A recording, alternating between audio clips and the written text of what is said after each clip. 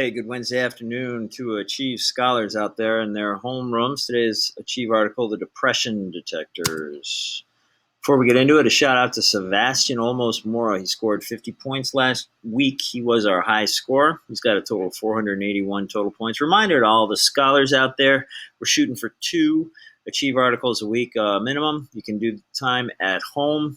You can also log in and do Achieve articles. And our goal is to get 75% correct on each article. Shout out to Miss Garcia's homeroom. They are now in the top 3, and she has some ice cream coming her way. Congratulations to them. The article is about depression, or it's partly about depression. About 3 million adolescents suffer from depression.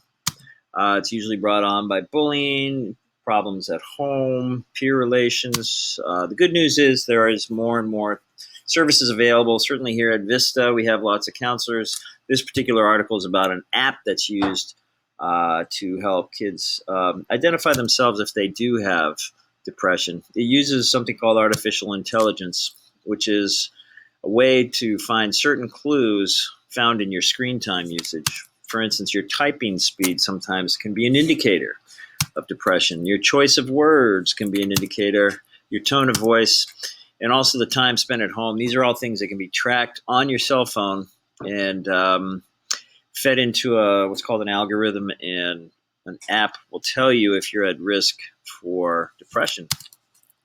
Certainly this raises privacy concerns. The article gets into that and talks about a study that has been done by Stanford tracking I think a group of 200 students from elementary school through middle school. And there is a short video here, and I hope you have a wonderful day, scholars. Like many teenagers around the country, Laurel Foster uses her phone a lot. I use Instagram, I use Snapchat. I definitely use social media probably more than I should. But all that connectivity can come at a price. Studies have linked heavy smartphone use with worsening mental health among teenagers. At least half of my grade has struggled with depression. I mean, at age 15, I feel like that's not very good. It's not only anxiety. Government data show that teenage and young adult suicide rates and depression have risen in recent years. It's not clear why this prevalence is increasing. But the very device contributing to tech age angst could now be a tool to measure mental health. If we can have an algorithm that in kids predicts the onset of depression by a change in their smartphone usage or mobility or how they're responding to certain pushed questions on a smartphone, then we have an opportunity to start to develop, again, technology-based prevention programs. It asks who they're with right now.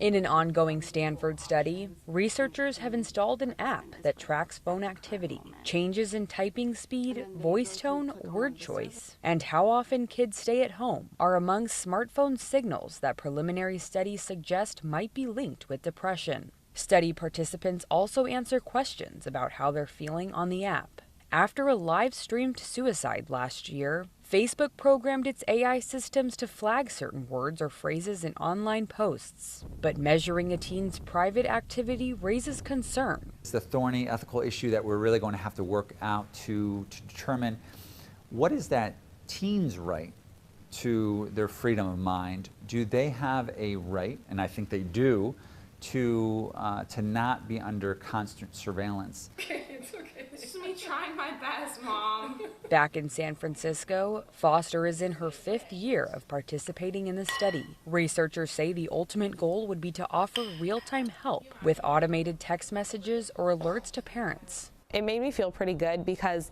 I feel like a lot of teens don't acknowledge their emotions, and I feel like actually seeing them and saying, okay, I am stressed, what can I do about that, is a pretty healthy mechanism for coping with your stress. Digital footprints giving researchers new insight into growing up in a digital and stressful world. Krista Fourier, Associated Press.